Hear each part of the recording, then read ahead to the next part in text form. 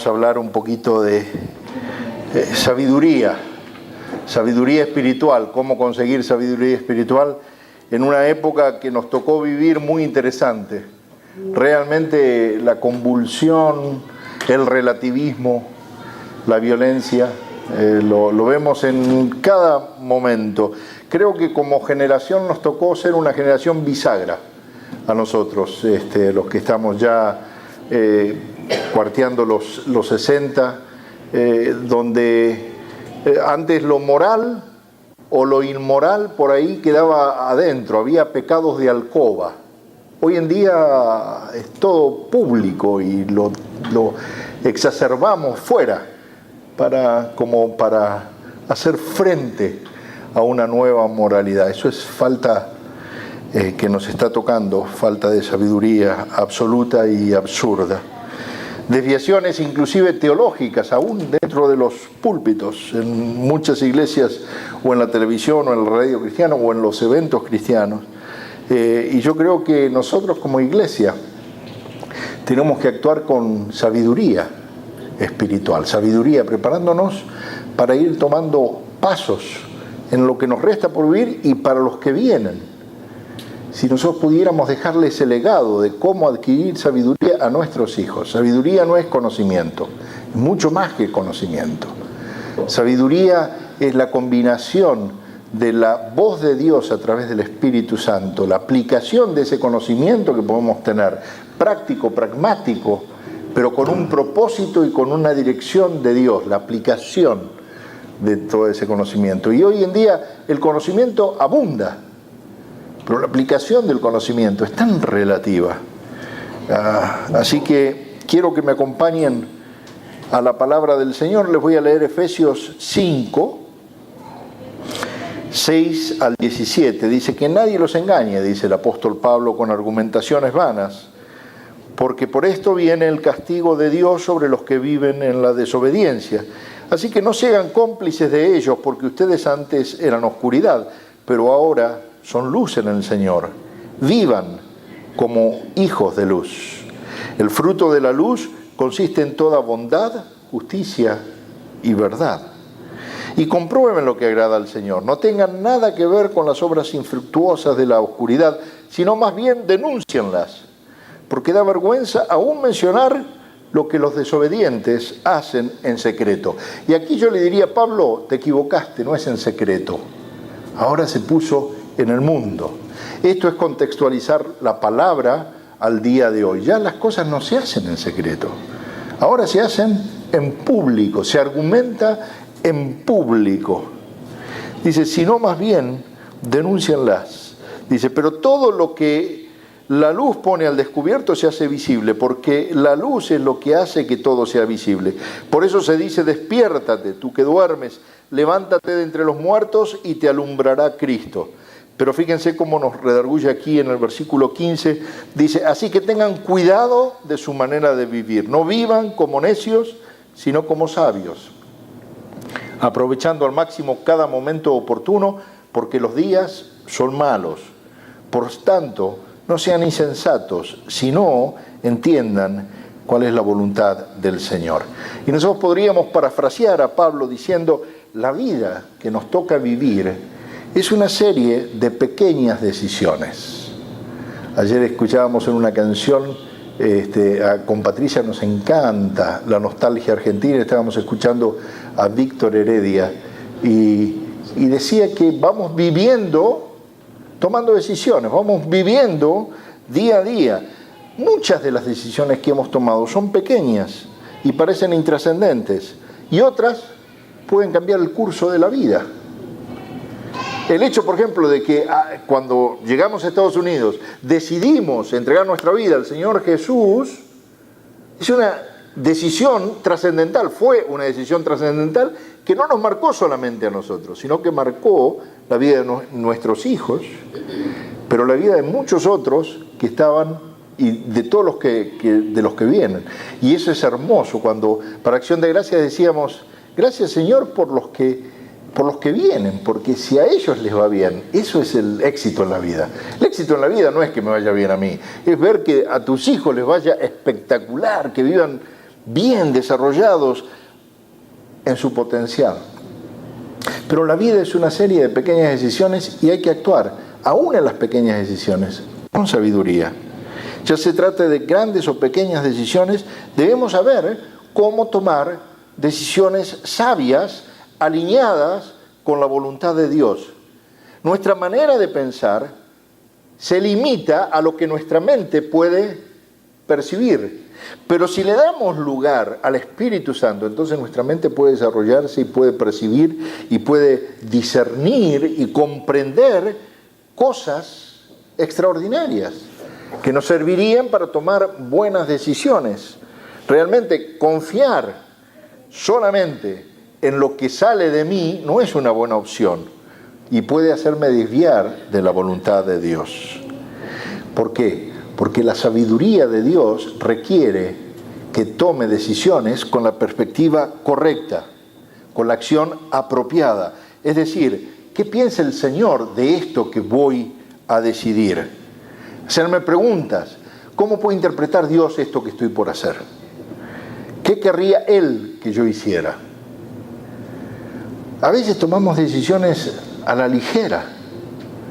Y yo soy un maestro, he sido un maestro. Por ahí ya ahora me estoy afianzando un poco y todavía no. Pero la única manera de buscar, porque cuando uno dice, Señor, ¿y vos qué pensás de esto? El Señor te responde. El Señor no se tarda en responderte y te responde a través de la palabra. Es tremendo tener que andar por iglesias promoviendo que vuelvan a la lectura de la Biblia. Pero eso es parte del ministerio que me está tocando vivir en este tiempo. Gente que está dejando de leer la Biblia.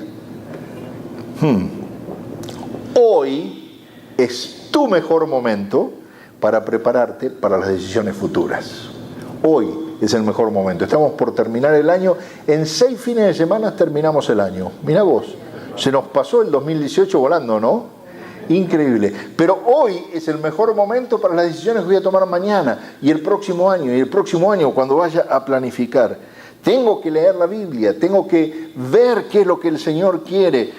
Tengo que ver qué es lo que al Señor le agrada. No subestimar la palabra de Dios, ni subestimar al Espíritu Santo de la palabra de Dios. Pero como digo, la Biblia es el único libro que cuando la lees con el espíritu correcto y la abrís para leerla, el autor se sienta al lado tuyo a explicártela. Pero hay gente que lee la Biblia como un libro de historia o como hechos que le pasaron a otra gente y se queda con esa aplicación, se queda sin ¿y cómo aplico esto que estoy leyendo hoy a mi vida? Eso es sabiduría. Todo lo que necesito para vivir sabiamente lo puedo sacar de la palabra de Dios. Y te quiero decir, la autosuficiencia, el pensar de que ya sé todo, me puede alejar de la voluntad de Dios. Mira lo que dice la palabra de cómo adquirir sabiduría. Proverbios 2, 1 al 15. Hijo mío, si haces tuyas mis palabras y atesoras mis mandamientos, si tu oído inclinas hacia la sabiduría y de corazón te entregas a la inteligencia, si llamas a la inteligencia y pides discernimiento, si la buscas como a la plata, como un tesoro escondido, entonces comprenderás el temor del Señor y hallarás el conocimiento de Dios. Ese conocimiento de Dios es lo que te estoy diciendo hoy como sabiduría. Dios sabe quién es mejor para preguntarle. ¿A quién mejor que a Dios para preguntarle, Señor? Dice, Él reserva su ayuda para la gente íntegra y protege a los de conducta intachable. Él cuida el sendero de los justos y protege el camino de sus fieles. Entonces comprenderás la justicia y el derecho, la equidad y todo buen camino. La sabiduría vendrá a tu corazón y el conocimiento te endulzará la vida. La diferencia entre la inteligencia y la sabiduría es que la inteligencia se procesa en la cabeza. La sabiduría se procesa en el corazón, que es nuestro órgano central, el que nos hace tomar las decisiones. Yo puedo estar lleno de conocimientos acá, pero si no lo bajo acá, no los voy a poder subir a mi vida ni transformar mi vida. Tengo que empezar a bajar las cosas de la cabeza y digerirlas con el corazón. Dice el versículo 12, la sabiduría te librará del camino de los malvados, de los que profieren palabras perversas, de los que se apartan del camino recto para andar por sendas tenebrosas, de los que se complacen en hacer lo malo y festejan la perversidad, de los que andan por caminos torcidos y por sendas extraviadas.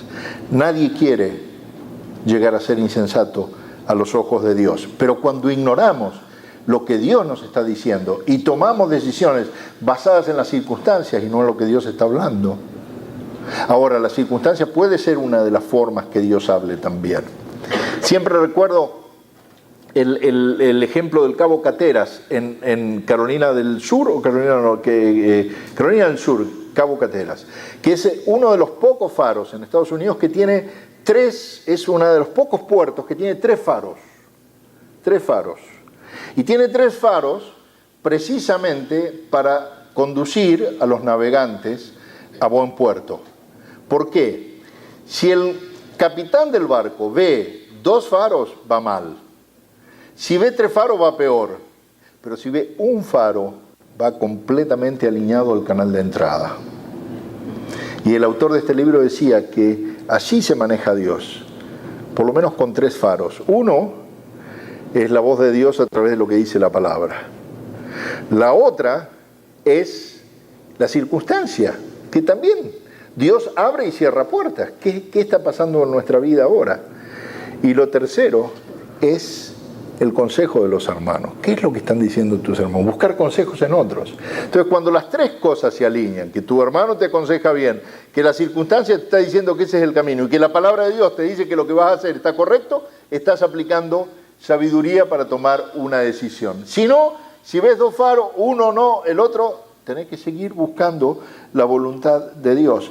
¿Por qué? Porque la inteligencia nunca nos va a hacer sabios. Aplicar la inteligencia en nuestra vida, eso nos va a dar sabiduría. Y lo que decíamos es que hay algunos pasos, y redondeo con esto, instrucciones que la misma palabra nos dice acerca de la sabiduría. Proverbios 2:3 dice que debemos llamar a la inteligencia y a la prudencia para que venga a nuestra vida. Lo primero que tenemos que hacer es pedir sabiduría. Decirle, Señor, dame sabiduría. Yo quiero que me des discernimiento para poder entender, discernimiento espiritual para ver qué es lo que está detrás de estas cosas que están pasando hoy en día. Y estar dispuesto a recibir la respuesta del Señor. Por ahí en el momento de la necesidad quisiéramos que Dios nos responda rápidamente, pero por eso la sabiduría hay que pedirla antes de que tengas necesidad de tener que decidir. Por eso es un proceso diario y la gente se va convirtiendo en sabia con el correr del tiempo, no por lo que han metido a su mente, sino por las experiencias que han vivido en su corazón y corroborando de que Dios es fiel en toda circunstancia. Eso es sabiduría. Lo segundo es buscarla. Proverbios 2, 4, 6 dice, si en verdad yo quiero encontrar a Dios, debo profundizar en la palabra de Dios, que es la fuente del conocimiento y de la inteligencia. De nuevo, la sabiduría asociada a la palabra de Dios. Lo tercero, obedecer lo que Dios me dice, que es lo que dice en Proverbios 2.7, parafraseando Proverbios 2.7 es, Dios reserva la sabiduría para los rectos, para los justos, para los que tienen buen interés de saber lo que Él está diciendo. ¿Cuántas veces nos hemos encontrado con gente que viene una vez, otra vez y otra vez y otra vez a consejería, le das consejo, lo llevas a la palabra, lo haces y vuelve y te hace la misma pregunta y vuelve? Porque una cosa es saber lo que Dios está diciendo y otra cosa es aceptarlo y ponerlo en práctico, ponerlas en práctica a las cosas que el Señor nos dice.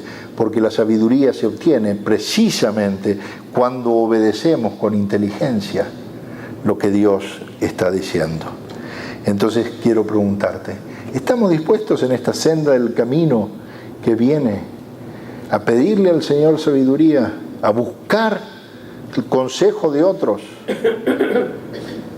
a dejarnos ver por otros también, porque buscar consejo también significa abrir tu vida.